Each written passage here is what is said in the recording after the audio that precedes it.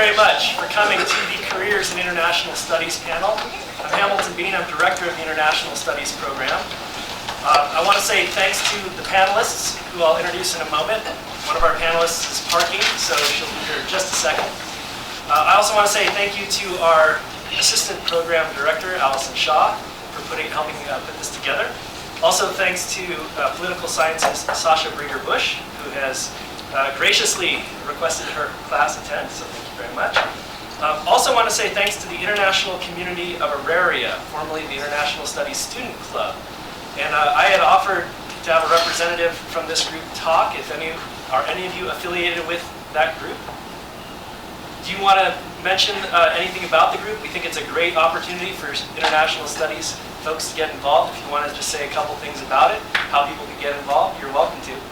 Yeah, everyone is welcome. You have to be in Auraria campus. Doesn't matter which school you are enrolled in. And we are conducting some meetings every 2 times in a month, every Wednesday. You are welcome. If you need more information, you can talk to me. And we are having some events. 3-faith panel on the 9th of March. Please, you are welcome, everyone. Thank you. And Pascal. All right, thank you very much. It's a great group to be involved with. So the format of this panel discussion, we'll do about 50 minutes of remarks from the panelists, followed by around 20 minutes question and answer from the audience. I want to make a note that one of our panelists who was on our flyer, Emma Sledelin, she was unable to join us today. She had a family emergency. But we are very lucky because filling in will be Erica Muhazen, who's graciously agreed to join us at the last minute, and I'll introduce her in just a moment, as well as the rest of the panelists. By the way, we have a videographer here, so any INTS students who missed today's panel presentation can get the video version, and we'll put that up on our website as soon as possible. All right, so let me introduce our panelists. First, we have Dane Erickson, Managing Director of MOBA International. Mr. Erickson has 15 years of leadership, strategy, and high-level policy experience as a U.S. national security and foreign policy expert, researcher and manager for large-scale in-country programs with a focus on Africa and China. He has built and managed a multi-million-dollar agriculture and infrastructure program in Central Africa. In 2008, he served as a foreign policy advisor to Barack Obama with the Barack Obama presidential campaign on issues related to political and economic development in Africa. Overall, he has lived in 6 countries, with experience in another 60 countries. Next, we have Michael Kozakowski. He's an instructor in the Department of History. Dr. Kozakowski is a specialist in international and European history. His research focuses in particular on migration and the legacies of colonialism. A graduate of Georgetown University's School of Foreign Service and the University of Chicago, he has lived in 5 countries and taught at Sciences Po in Paris, University of Chicago, and the European Institute in Florence before joining the faculty here at Denver. In fall of 2016, next semester, Dr. Kozakowski will teach a new course, INTS 2000, Foundations of International Studies. Next we have Erica Muhazen, a lecturer in religious studies in the philosophy department here at CU Denver.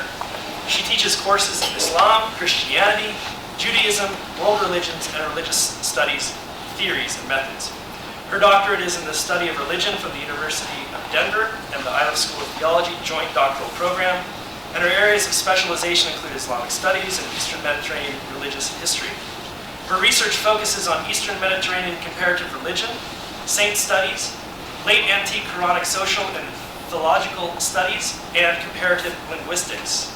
Prior to academia, Erica was a linguist with the United States Air Force and worked with the Department of Defense. Erica is finishing her first book titled Green Saints and Fertile Gods, The Unknown History of Judaism, Christianity, and Islam in the Levant. She earned her Bachelor's of Arts in International Studies right here at CU Denver and is an alumna of the program. And then Naomi Walls, please join us. Dramatic entrance. Yes. Naomi is president of Walls Instructional Design, LLC. Ms. Walls manages social media for the Walls Foundation, and a medical research organization for Dr. Terry Walls. She has created educational materials to teach English online throughout Asia for business people. As a teaching assistant, she helped design the first Spanish online course for CU Denver. She completed 3 degrees here at CU Denver. In December 2015, she completed her Spanish master's degree. Her thesis was using video lessons and gaming to teach Spanish commands with participant interaction in social media. In May of 2012, she completed a master's degree in information and learning technologies with an emphasis in designing e-learning environments in the School of Education and Human Development at CU Denver. And finally, she earned a BA in International Studies here in 2007. So she is also an alumna of the program. So, thank you all very much for coming, and to all of you for attending the event. What I'd like to do is we've heard a little bit about your brief bio, but I want you to give us a sense of the day in the life, right? So please briefly describe what you do professionally, giving us a sense of what it is you do every day. Go ahead and start with Dave. Let's see, so Hamilton mentioned that I run a small consulting firm called MOBA International. I founded that about 5 years ago. Previously, I lived around the world and worked mostly in Africa, but have spent a lot of time in most of the regions around the world. And I had met my now wife, and I was moving back to Colorado and saying, how can I engage in issues in Africa and be based out of Colorado? And it made sense to start my own firm. So it's a small firm. I have about 5 people that work for me, but we work with partners all around the world. Some of my main clients are the Bill and Melinda Gates Foundation, the Howard Buffett Foundation, sometimes smaller NGOs like the Eastern Congo Initiative, and so consulting, that's my main source of work periodically. I teach and also write about mostly U.S. foreign policy in Africa in academic journals and magazines. And in consulting, a day in the life is extremely varied. That one, it includes a lot of travel. So I have averaged over 100,000 miles of air travel a year, each year over the last 5+ years. And that's, it's an ongoing challenge, but it's also an excitement. I knew that in my own inner being that I'm a bit of a bit of wanderlust, and it's easy for me to travel, and I like that. Of course, it can take its toll on your family life, and that's something you have to balance out over time. But I would say my day in, day out is usually a combination of lots of phone calls. But the other thing about working in this sphere and the phone calls is that sometimes your clients are all around the world. So at any time, I can tell you what time is it right now in Tanzania, what time is it in Nigeria, and you're always looking at your clock and say, oh, but I also am talking to someone in DC, so I know that they're just getting out of lunch, and so I'm going to grab them right now. So that's one thing that you spend a lot of time on the phone, a lot of time traveling. And then a mixture of interpersonal relations and developing connections with people and being able to listen and understand where they are and what their problems are. And then kind of research and analytical work, looking into the data that's available, undertaking research to create new data, doing desk review about best practices. And I'd say one of the great things about consulting is that you have a very wide range of skill sets and activities that you do every day, ultimately to deliver a product to a client in a very short time frame that hopefully drives their organization and moves their organization forward. And so it challenges you in kind of using a wide range of skill sets, and so that's a little bit about So we go from the kind of consulting sphere to the academic sphere. So Michael, give us a taste. Sure. Eric can chime in also, but as an academic, I sort of think of my work into 3 different buckets: teaching, research, and service with the students in the rest of the department and college community. And so that means that every day is, very similarly different. Actually, the time I spend in the classroom is in some ways the tip of the iceberg, right? A lot of my work is in terms of preparation, in terms of meeting students, whether about exams and office hours, I do a lot of research. In my case, a lot of my sources are in the Western Mediterranean, France, Spain, Italy, with Africa. So some of that research I can do here through library books, through other sources that are available. Sometimes it's going there. For that reason, I've spent. I just came back from a 5-year stint abroad, for both personal and professional reasons. And some days I'm only in the classroom. Some days I'm just booked in meetings, and some days I just get to curl up with a lot of good books and figure things out for myself. What does this mean intellectually? So it's fun. It's challenging. It's a lot of hours, but I set my own clock. There's a lot of autonomy. There's a lot of competition, but you have a lot of discretion in how you get things done and what you want to get done also.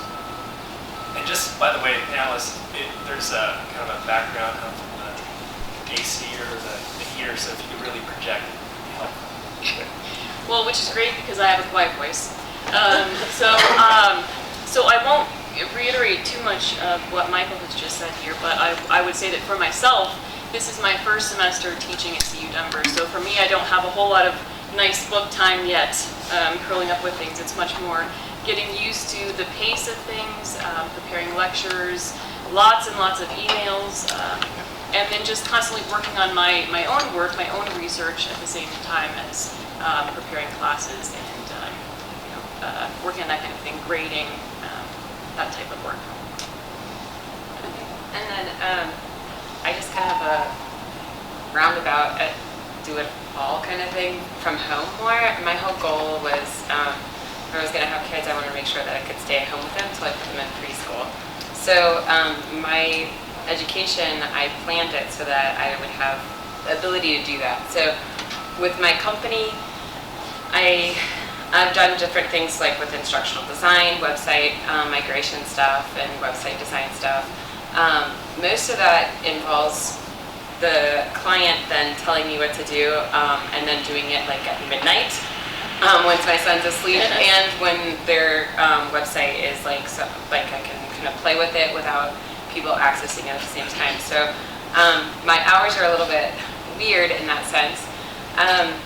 But outside of like my company, I also have done some teaching online and designing the courses online, which coming from the in-person classroom, some people will think, oh, that must be so much easier, you can stay home. But then you have to develop all of your course before the actual course starts. So your first 2 months is like pretty heavy in course design work and doing a lot of work. And then after that, it's like all the student emails come in at various times. And one thing that, if you're ever doing online teaching, is everyone kind of assumes that a good close time would be on a Sunday, which is not, because then everyone is trying to contact you in your class on Saturday and Sunday, which typically as a person, you would want to have your family time or something. So I shifted that to be a Monday as well, just trying to kind of navigate my schedule. But being a stay-at-home mom for like 4 years and kind of doing my own work and things like that, I got struck crazy and I started looking for positions on campus and stuff. So I've accepted a position, but it's with something kind of cool with foreign language technology and teaching foreign language teachers how to use technology. So I'm kind of excited about that coming up too. But that's kind of my day in the life. Great. Great, thank you very much. So from teaching to technology to consulting, we have a good kind of diversity in things that folks are doing. Curious, what made you decide to work in your field? We really want to hear what's driving you. What's the emotional connection to your line of work? And Erica, can we start with you? Sure. So let's see, I have always been a pretty huge geek. I've always loved languages and history and religion. And so that got me interested in these fields in the first place. I started off my career 19 years ago as a linguist, working in the United States Air Force as a Persian linguist. And I loved what I did, but I also found that I loved it a little bit too genuinely academically to really be a good fit for national security. They always wanted me to shut up about everything, and I always wanted to talk about everything. and understand things. So I left and went into academia, and sort of what drives me are these kind of bigger questions about people and religion and religious history and trying to work that out. Somebody once asked me what who my totem would be, and I immediately answered without thinking, Nancy Drew. That was absolutely it. And so I sort of think of myself as a Nancy Drew of religious history, and that's what drives me. Mike, how about you?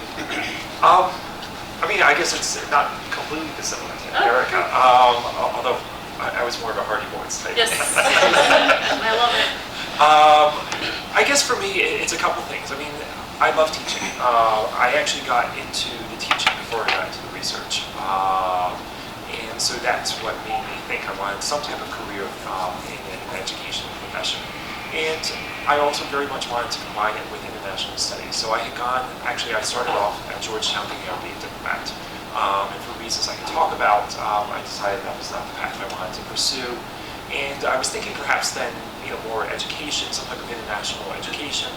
And I wasn't quite sure what that would be. So I spent 2 years figuring things out, working in healthcare, consulting, best practice research. Liked it, I'm glad I did it, and glad I moved on. And so that's how I ended up in history. And I'm a historian, I guess, because I would always answer questions by going back to the past, which it's very annoying for people who just want to know what the answer is for today. I said, well, you need to understand what's happened. So it was a combination of these things that put me into studying some type of international history, where I could, study languages, where I could live abroad, I could learn about another culture, and then also reflect on myself and in my own place in the world. Thanks. Naomi, how about you? Like at 3, I made my own language with my brother because I liked culture. And so I've always had some sort of attraction to culture and languages. Unfortunately, I wasn't that good in high school at learning them, just through books, and I just couldn't get it. I wasn't able to learn a language, a second language, until I started working and talking to other people who had a second language. And that's when I realized, oh my God, I really could do this. And within 6 months, I could speak a foreign language and have conversations about anything on general topics. But then I realized it's how you learn. It has nothing to do with if you can't do it. So that's how I kind of kept going in with culture. At that time too, I was looking at studying business, and then I was like, oh, I'll just sidestep into international stuff. And it's been kind of fun, always having a little bit of an eye on something that's international. For some times that when I work, some people are slightly annoyed by it, depending on what department or client I work with. Like one of my main client, the whole idea of international doesn't quite make sense, and then all of a sudden we have people asking about the French translation. Do you have that yet?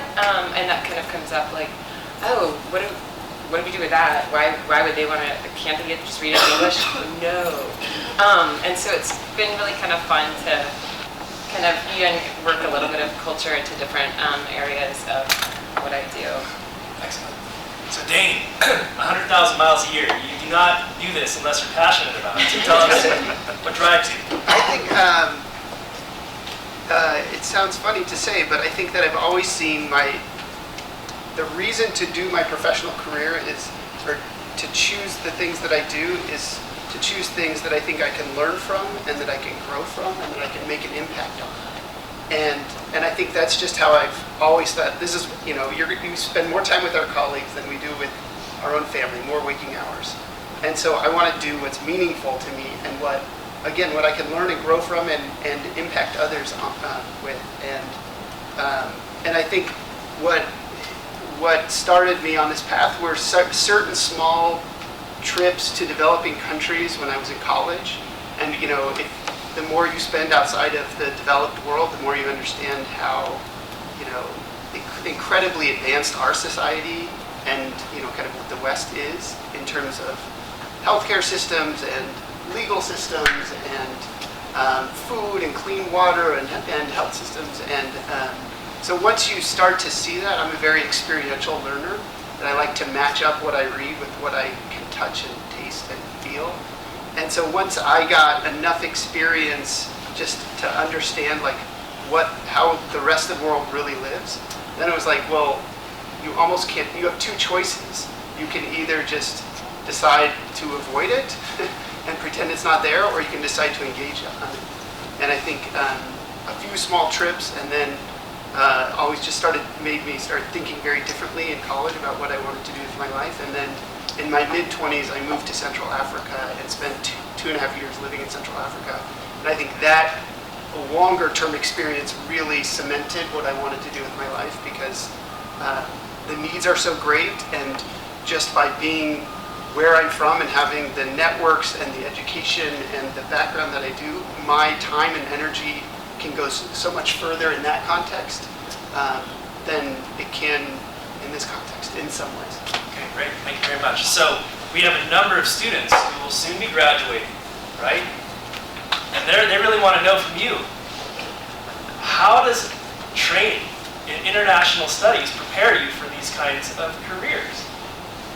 Now, Michael, you went to Georgetown, right? So, I mean, that's considered kind of an entry point into a diplomatic career. A lot of diplomats come from Georgetown. And you mentioned earlier, you were kind of going down that track, but then you turned. So I want you to talk about that, but for everyone, the question is, how does your training in international studies, your education and training, how did it prepare you for the work that you're doing now? Let's start with Michael. Sure. I mean, I guess I had a very narrow idea of what international studies meant when I was going in. For me, it was very much foreign policy. It was about the State Department, the diplomatic service, and sort of branching out from there to different security agencies, etc. Were what really drove international studies and international relations. And I think one of the things I learned is that you can be engaged with the rest of the world in many different areas. And so it wasn't so much a decision that I disliked foreign policy. I'm so very much fascinated, but it wasn't the type of lifestyle I wanted to pursue. In terms of, particularly at that particular time, in the immediately post 9/11 context, there was a lot, actually, depending on where you were stationed, you might not have much contact with the societies in which you were posted, who were often walled up compounds. And so that turned me off a bit. There's some very particular things about rotation programs that make it very difficult on a personal and family level in the diplomatic corps in the United States in particular. So there were some reasons why I didn't go that route. But yeah, I still think that what I did in all those years, which was a very broad education, very ways similar to the program that we have here at CU Denver, an insistence that you take courses in multiple programs, that you have some type of language competency, that you're exposed to both different methodological perspectives, but also regional perspectives. I think all of this has made me a better researcher, a better analyzer, and that has carried through both in my work in sort of healthcare research, but also now in my current historical research. Great. And Naomi, no pressure, but you are an alumna of our program. So how has training in our program helped you in your current role? Well, I'd actually say it has helped a lot. Like I said, like in different degrees of departments and clients. It's kind of funny how conversations might happen and then they'll be like, oh yeah, you do culture and international stuff. And so they'll ask me more questions about it. But just to kind of piggyback off of like having one dream first and then kind of switching into does the international study really fit for me? For here at UC Denver, I'm actually from Wisconsin, so that's why I have a slight accent that comes out every once in a while. But when I was there at the time, I was looking at colleges of where to go. UW-Milwaukee and UW-Madison both didn't have anything that was international at the time when I was entering into college. So I looked at Washington and Georgetown, and I actually got accepted and got a scholarship, but it didn't fully cover for it. And at the time I was like, that's still not enough, and I just don't know, and I wasn't certain about it. So I stuck with going to UW-Milwaukee and staying there for a couple of years and trying to match up my own little program without them having interdisciplinary stuff. And eventually that's why I had come out here for a little bit, did like a little marketing class, but then when I went back, I decided I really want to go and finish my bachelor's in international studies. And UC Denver was the only one that allowed 2 different languages. So I already had German and Spanish, which was really cool. And I was able to transfer that in. And I looked at CU Boulder, UC Denver, and Madison and Milwaukee at the time. And this was the only program that was accepting both languages and international business focus too. So I could do all of that. And in the end, I've been able to utilize it a lot more too. But it wasn't what I originally was planning coming out. But it's been kind of cool how education kind of evolves and how you wind up finding where you want to go in the end too. So Great. So, like probably many of our students, you came in as a transfer student, right? oh yeah. So, I'm just curious, take a guess. We did a student survey in the fall. How many international studies majors are transfer students, would you say? Who wants to take it? What percentage? 85? 65. 50. I heard 50, yeah. 65. 50%. Okay. A little over 50% come in as transfer students. So Naomi's case is not unique. Many of you are in the same position. So Dane, tell us a little bit about how did your training in international studies help you with this position?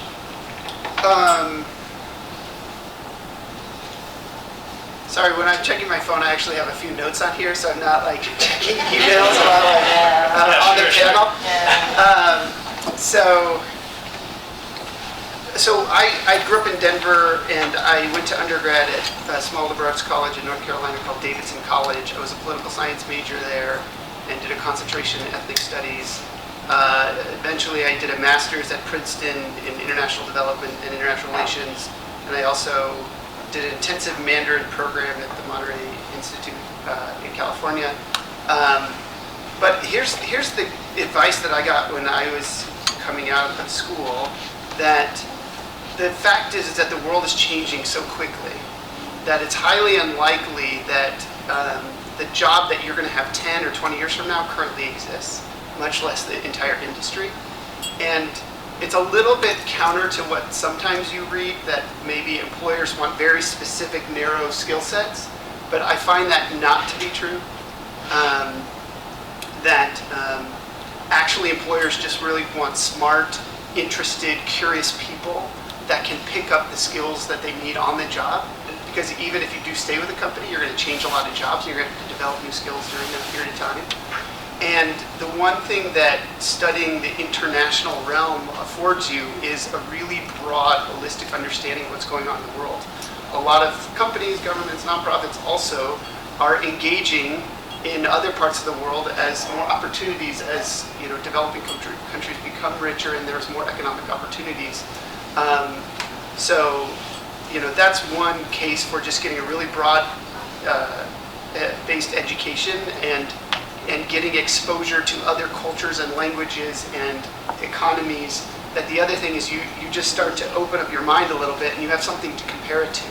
I think growing up until I was 22 or something, I didn't have enough experience out in the world that I thought that my worldview, it's just easy to get trapped into this country and what's going on in our country and maybe this city and your friends and other schools, and it's just hard to have something else to compare it to. And I think that's what studying international studies allows you to do.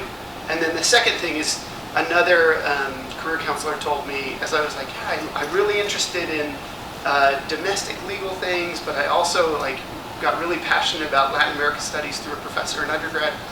And she said, the thing about studying and working in the international realm is you can always come back to domestic-oriented career. That transition is easy to make because you live here, you grew up here, you understand this, it's not that hard. But if you start out domestically, it's hard to make that jump to the international realm because it truly is just so different. So that's another pitch for international studies. Great, thanks. And Erica, similarly, no pressure, but as an alumna of the program, what have you taken from it?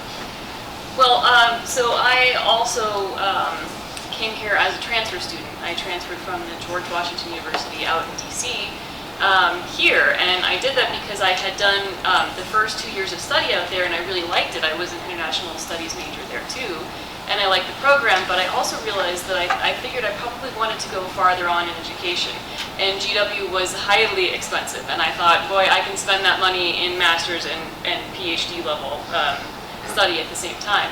So after 2 years out there, I went to a Arabic program out at the Monterey Institute of International Studies for a summer.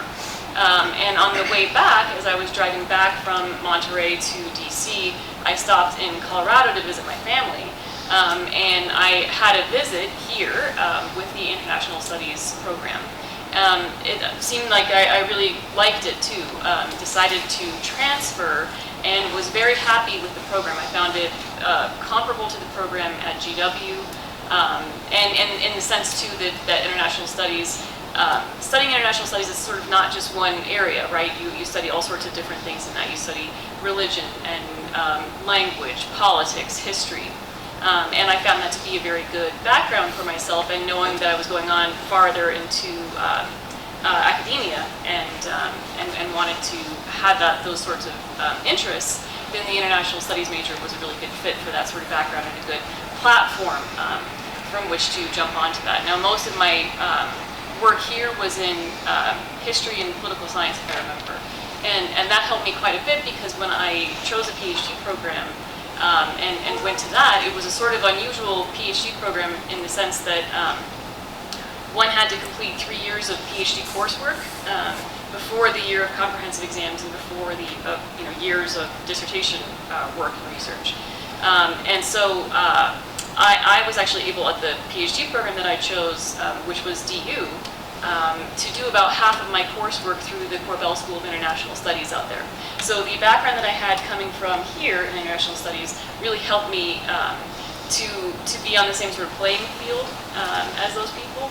And it also helped me in the sense that while I consider myself very much rooted in history, and that's sort of where my heart is, I wanted to be able to do work that spoke to the modern world as well. And so my background at CU Denver, my background at DU through the Corbell School of International Studies, helped prepare me for one of the comprehensive exams that I chose, and that was in the area of modern Middle Eastern and Islamic politics for the last 200 years. So I wouldn't have been able to do that kind of thing without the international studies type focus. Great, thank you. So we're going to stick with this theme for a minute, and I want you to talk a little bit about, you have to jog your memory a little bit. How did you land your first position after school? And this can be either from undergraduate or graduate, okay? While you're thinking about that, let me give you my experience. So when I was in graduate school, I was an intern for the Overseas Private Investment Corporation in Washington, D.C. The way that I got my first job after graduate school is that our institution sent around a resume book to various employers in the D.C. area. And there was a fellow working at a small consultancy who saw my resume in the resume book and remembered me from when he had worked at the Overseas Private Investment Corporation. He's like, I remember that Hamilton guy, he was an intern here. Why don't we invite him for an interview? So this is my plug for internships, right? We've sent multiple messages out to all of you to do these internships, and the reason that I'm so passionate about it is it can directly lead to your first job, or indirectly. So, with that in mind, Naomi, can you start us off? How did you move from your first job right after your academic training? So when I was getting my bachelor's in international studies, I had thought, this is it, I'm not doing any more education, I am done. And I was working as a student worker here on campus in the help desk, and they had talked about giving me a position full-time, and I was like, that sounds great. And then I took the capstone. That ended that, because then I was like, I like this, I could do a master class. And so then I went on, and right after I finished my first master's, my department kind of sent out a list saying, hey, there's this job opening teaching at CCD, it's online, anyone interested? And I was like, oh, that sounds exciting, I wanted to do online teaching. So I applied and got it right away, and then started doing the course design. And then now, I guess, after my second master's, I just kind of was asking my thesis advisor and letting her know that I was interested in doing something more with languages and technology. And she knows a lot of people on campus, and just happened to say in one of the meetings that she had that I had just graduated and she liked my thesis, and then that's how come I wound up with this, hey, we have this one job, are you interested? We haven't released it yet. So that's just kind of, I think it's more getting to know people on campus. I've worked a lot on campus. I've been in student government. If you're in like student groups or student government or in a student campus job, you have a lot more potential, I think, in general, to get an opportunity just land in your lap where you're like, oh, I guess I could take this job. It pays for college. So that's how come my first semester was paid for, because I was working on campus. That's a really good point. How many of you actually go to your professor's office hour and sit there and talk to your professor? That is for you. And the professors are like, okay, she's coming in. But believe me, when a job opportunity, an internship, something comes along, and they're thinking about, and it's always, hey, do you have a student in mind who would be a good fit for this? Who are we thinking of? The people that come to our office hour, who chat with us. That's who comes to our top of mind, right? So use those office hours, make those connections, let your professors know who you are. It's so vital for jobs, for letters of recommendation, etc. Okay, so Dane, tell us, how did you get your first position after school? After undergrad, I moved to Washington, D.C. and just did a job search. And I had talked to the career counseling office at my school, and they told me this thing. They said that this was 15 years ago, and they said 89. It's probably more now. 89% of excuse me, all jobs they're posted online. They already know who they want to hire, and they're posting it just to give the impression of transparency, an impression of openness and fairness. And I think that's true still today. I've never had a job where I have applied to jobs like blindly online, but I've been offered one or two, but more than not, never offered anything. Or every job I've ever had is through networking. And so I just networked, and friends of friends, and old family friends of friends of friends, and professors introducing me to people. And then I met my boss, who decided to just give me a job, in my first job at a small think tank in DC. Great. Erica, how about you? Well, so that's easy. This is my first job post PhD. But my first teaching job I actually got 8 years ago. I have taught at Regis University within their religious studies department. And the way that I got that job was the department chair of that department was looking for somebody who could teach Islamic studies. So he got on the phone and called the department chairs of all of the universities around town and said, this is what I'm looking for. Can you please send your best candidates over? And so I got the call from my department chair. I was fairly surprised. I had just begun the PhD program myself. But I went for the interview, and there were several other people there as well, but then ultimately ended up getting it. So it was certainly through the contacts that I had within the program that I was in that I got that job in the first place. Are you seeing a pattern here, people? Now, I know you all are going to come to my office at the same time. There's going to be a line out the door, so let's just, we'll make some appointments. Michael, how about you? Not dissimilar, I will say, and that is, so my first job out of undergrad I mentioned was in healthcare, and I was applying to a bunch of jobs. There were a number of firms who had come and recruited on campus, and I was looking in a couple different fields because I wasn't quite sure if I wanted to do academia, wanted to perhaps do secondary, high school teaching, if I wanted to do more sort of research in the private sector. So I was applying for sort of Wall Street analyst types of jobs, healthcare analyst types of jobs, and it definitely helped having employers who were already looking for someone like me, or my friends, my colleagues, and classmates. So that definitely helped. I think the reason why healthcare worked out is because I was passionate about it, and I could articulate why in a way that I couldn't in terms of Wall Street. I sort of knew you would make money and do some interesting things, work long hours, party a lot, but work hard, party hard, right? Was sort of the rap that Wall Street had at that time. But I couldn't really articulate why it made sense for why me at their company. And I think that's the thing, to be able to communicate the value and the skills that you've learned, to think outside of the classroom. You've not just learned how to write very good term papers, but you've learned how to think in particular ways. You've acquired all number of different skills. You hopefully have had an internship or some type of other professional experience. And then you sort of match that up with what the employer is looking for. That's how it happens. Right. So now that we've created some anxiety, students are thinking, okay, how do I balance, having fun with my remaining time in this program with doing the networking that is vital to land that first job? If you have to, and students are probably wondering, have I studied the right things? Have I prepared myself well? What can I do with the time that I have left in this program? So if you have to recommend one essential skill that our students should have before they graduate, what's the one thing that they should know? Whether it's a concrete, practical skill, whether it's more kind of conceptual, but what is that thing that our students ought to know?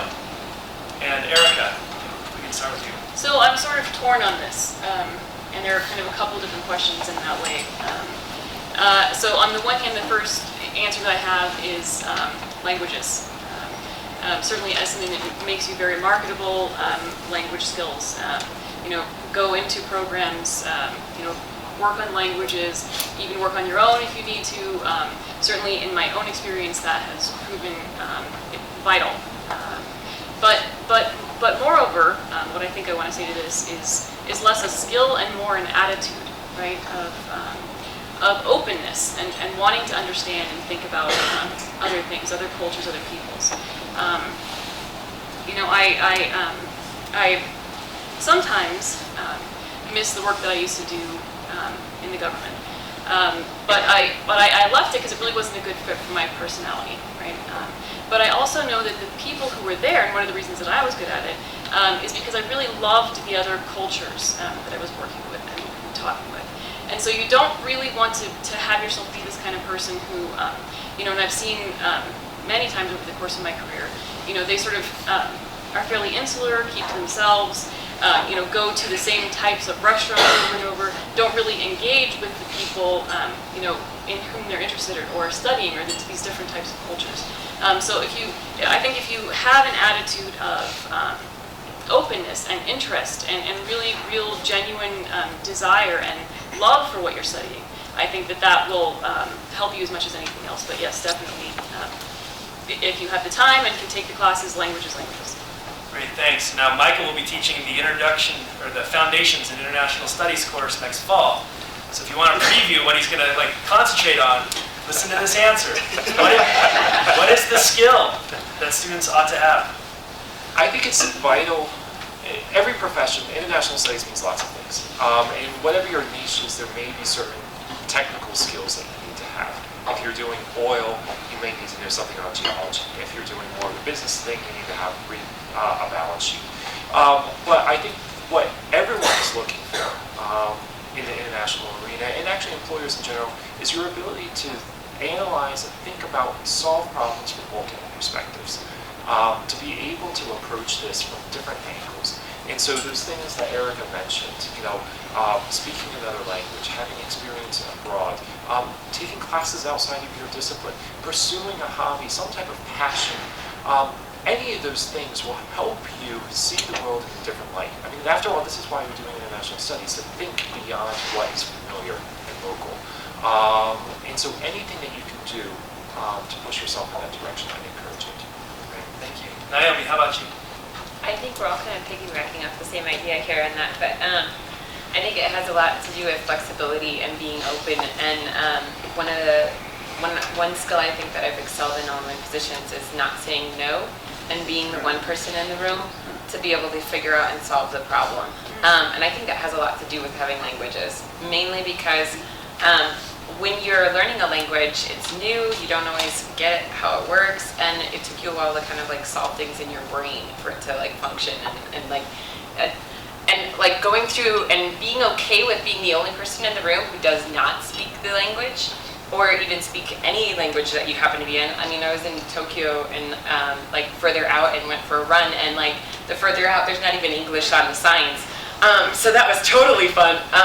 But that's kind of like, if you can handle that type of situation, you can handle any type of work environment. And that's what you're marketable for, is if your boss or people around you know that, hey, nobody else can do that, but she might. That's why you would get hired. And that's probably like the main incentive there.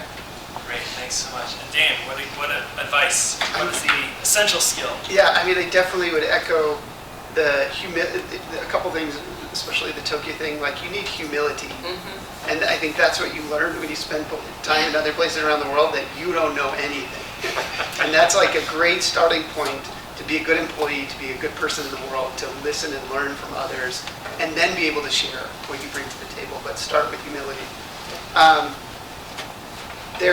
There was a study by the incoming president of Purdue University like 5 years ago.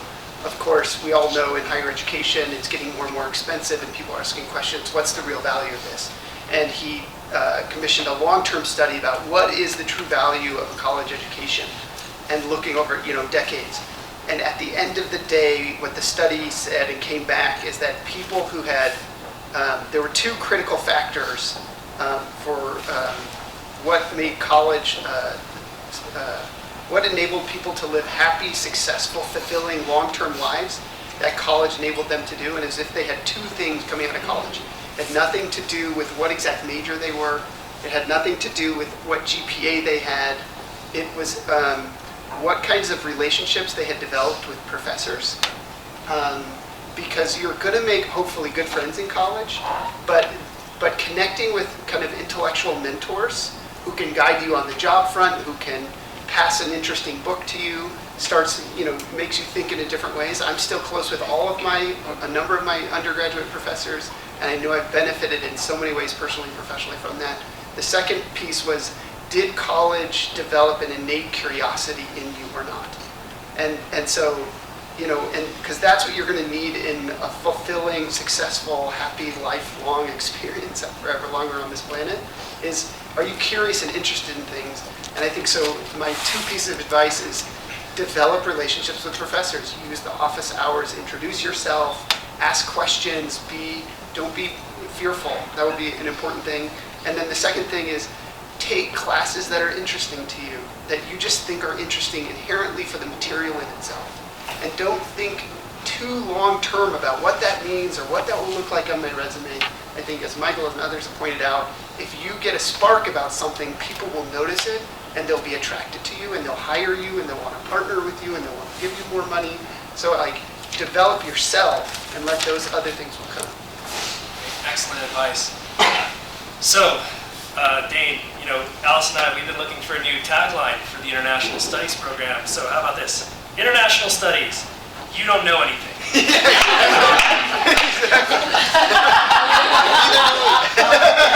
But you're really curious about it all. So with that spirit in mind, what I'd like you all to do now is, these folks have been very modest. I mean, these are experts in their fields. They've gone to elite institutions, and they're really doing great work. I would like you to think of a question, either for one person on the panel or collectively. Go ahead and write it down. I'm going to literally give you a second or two to write it down, and then it's time for you to ask these folks some questions, because they're here to talk to you. All right? So just a few seconds here to write something down.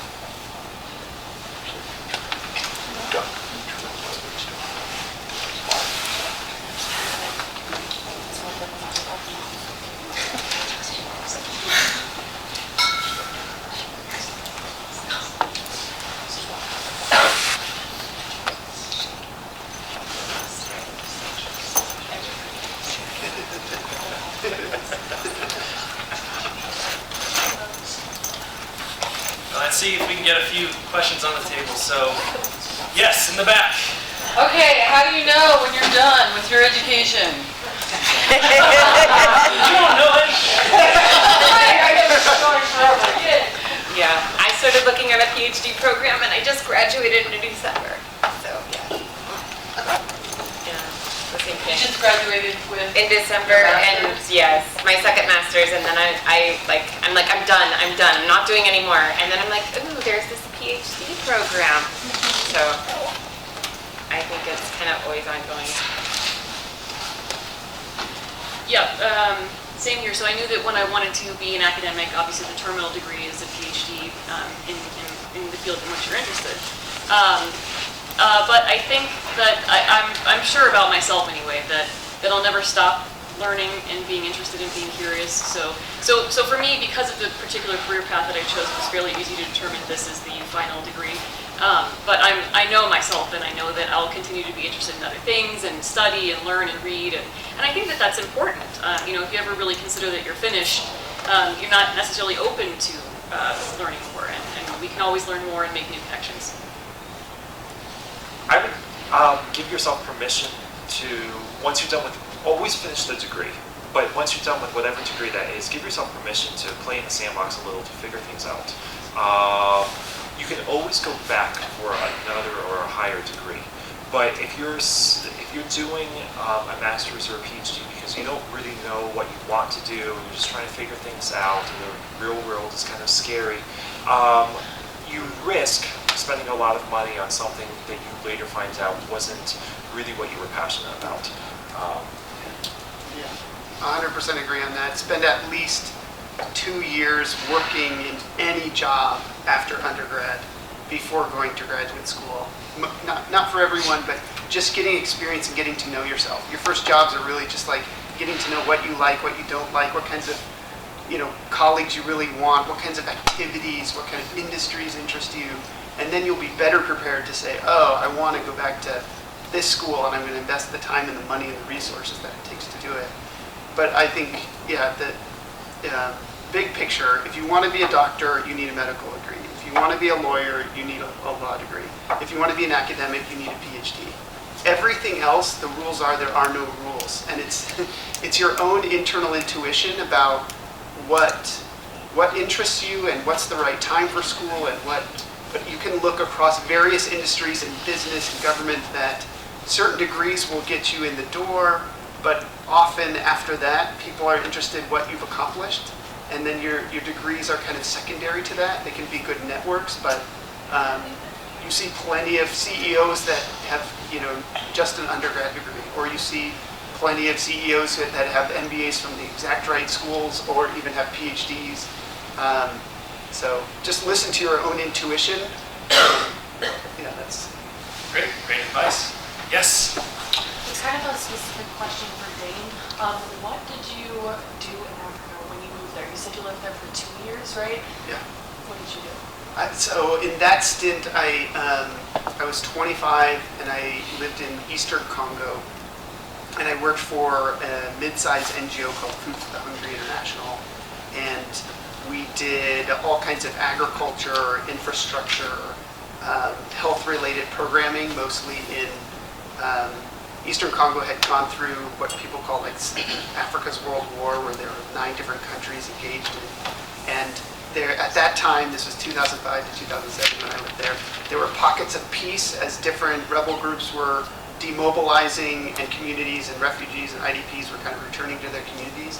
And so the NGO that I worked with, we would engage with those communities through, most are rural agriculture-centered communities, so through agriculture training, inputs, investing in agriculture systems, and then also helping people rebuild roads and bridges that had been blown up during the war to help communities rebuild.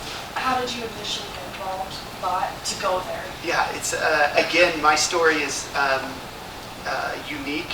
I had been working at a think tank in DC, mostly in the defense industry. I got involved in a few Africa-related projects and had decided that I was involved in in 2004 in the Kerry campaign, and at Kerry 1, maybe I would have gone into the administration as someone's peon.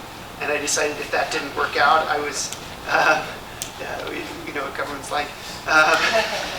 If that didn't work out, I was going to take a job in Africa, and I would take any job that was a real job that I could grow and learn from. That was, and I networked, and I met a guy who was taking the country director, and I just talked him into taking the lead. Sir? It seemed like a kind of a silly question, but something that I struggle with. What motivates you guys to continue your work?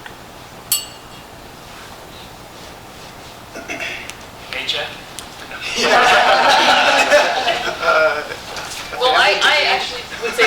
love what I do. And when I was little, my mom actually told all of my siblings and I, choose the line of work you do based on what you would do because you do it for free. You would do it if you didn't even make any money from it. And that's absolutely, I feel very lucky, very honored to be able to do the type of work that I do because I would do it for free. I like it that much. I do it for fun. Okay. I would agree on that too. Like with the instructional design stuff that I do, I really enjoy building courses for online education. So the first 2 courses, I accepted the positions to design their first online course without having any pay for it, and then helped find the grant for it to also help pay us for it. So it was kind of like, post facto on that, let's add money for it. So what I do with my business though, I've kind of gone a little bit further into the health part, and I'm not as interested into that, so that is total paycheck. Gotta be honest on that. But the instructional design and education I definitely would do without pay. And the other thing with the foreign language technology specialist, in the interview they were apologizing because the pay was lower than what they were saying that they would have offered if they knew it was going to be me. So it was just kind of interesting because I was like, yeah, but I like this department. So it's the same concept. If you do what you love, you don't really care. Michael, anything to add to that? Or do you want to move on? I would, one piece of advice I heard was, figure out what you want to spend your day thinking about. And you need to balance that with the need to pay the bills. I am an advocate for paying rent. But as everyone else here has said, you need to figure out something that challenges you, that motivates you, that makes you want to get up in the morning. And that can be different types of things. It could be who you work with. It could be the types of problems that you're solving. It could be where you're working. There could be many different things that challenge you, that inspire you, that make you want to go to work. For everyone, it's different. Yeah, and I would say all of those things agreed. Find what you're passionate about. It's easy to say, hard to do. But also the people-oriented thing, that we do spend more time with our colleagues than we do with our family, and think about as much who you want to work with as what you want to do. Yes, I have 2 questions. Am I allowed to ask 2 questions? Yes. The first one is for Dane, and the other one is for everyone. Dane, I'm from Eastern Congo. I was born there. Awesome. And, Which city? I was born in Goma. Okay, I was just in Goma a month ago. There you go. So I've been there since 4 years ago. So Cool. And my question for you is, so from your experience, what do you think can be done in Eastern Congo so they can, because it's to start in scratch. The country the Eastern Congo especially is broken. Yeah. So what do you think can be done for those people to recover? This may or may not be interesting for everyone. First, I think it's an important political time in Congo. There's an election scheduled at the end of this year. The president has seemingly been dragging his feet on making those elections happen or not. I think it's really important that those elections do happen. I think the true problems in Congo, I think, are at the heart of it are political problems. That mostly happens in Kinshasa, but obviously it impacts all over Congo. The second thing, which I think is underreported and sometimes misunderstood, is that there are really interesting, economic opportunities in Congo, right? And we all know, it's a very agriculturally rich area. And some of the organizations that I'm working with have actually developed value chains in some cash crops, in cocoa and in coffee, that are making its way into U.S. markets. So for example, in March, there will be 1,100 stores in Starbucks where you can buy Congolese coffee. And that's unique in a sense just because Congo is such a tough place in terms of governance, and it has a perception, which is true, that it's been unstable for a long time. And also in cocoa, you can buy Theo chocolate bars that are sourced in Eastern Congo. And I think even in the time that I've been engaging in work in Congo in the last 10 years, it's slow, it's not taking off like Rwanda, but there are, I think, interesting and unique economic opportunities that I hope that the country and the international community and the market can take advantage of. Of course, the third leg of the stool, political and economic and security issues. And so we have to find interesting and dynamic and new ways to resolve some of the security issues. So Dane, thank you for the on-the-fly That's too much analysis. for everyone, but yeah. All of you should be very scared because I can see Dr. Brieger in the back thinking, this would be a good little activity to We've have been our discussing students. coffee for a couple of days or so. We can have all our students do these kind of on-the-fly political, economic, and security analyses.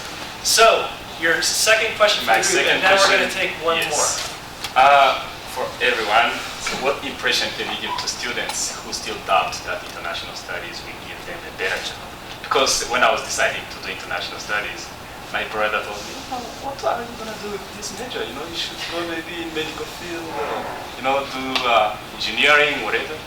But I said, I don't like it. I just want to do international studies, So what impression can you give to these students who still think they are in the wrong position? No pressure. Well, first of all, I think that that international studies is a very good platform for jumping off into all sorts of different areas. But mostly what I want to say is that if that's what you love, then do that. All of us need to ask ourselves that question. Even if it's something that, isn't necessarily the right path to success. If you're doing what you love and you're really following your heart about something, the right path will work out. I definitely believe that. I mean, my own family was not exactly jazzed when they found out that I was going to get a PhD in the study of religion. I remember my dad said, well, what on earth, will you do with that? I love it, I love it, and I know that that the right thing will work out in that way.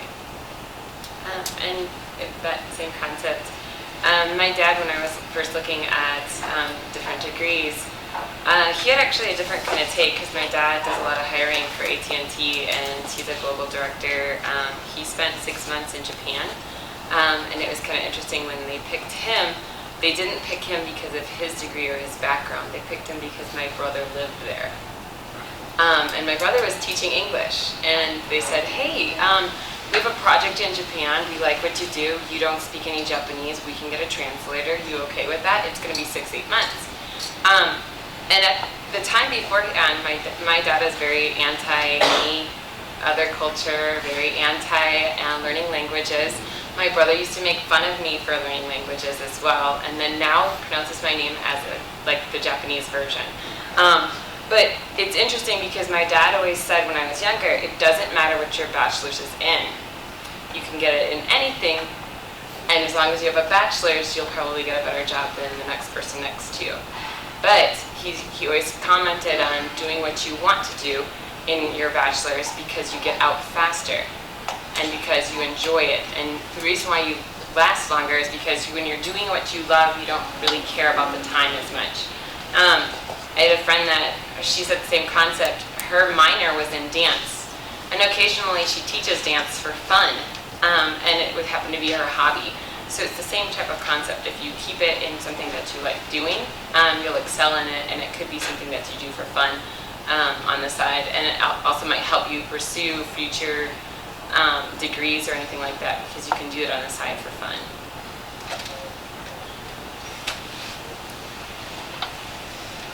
Yeah. Okay. Well, here's the thing. I know that some of you have probably some more questions, but we need to be respectful of our panelists' time. They agreed to stay until 10:45. Hopefully we can persuade them to stay just a few minutes longer.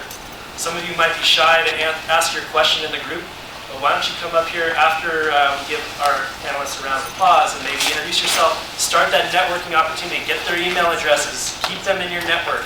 So thank you very much for coming today. Let's give our panelists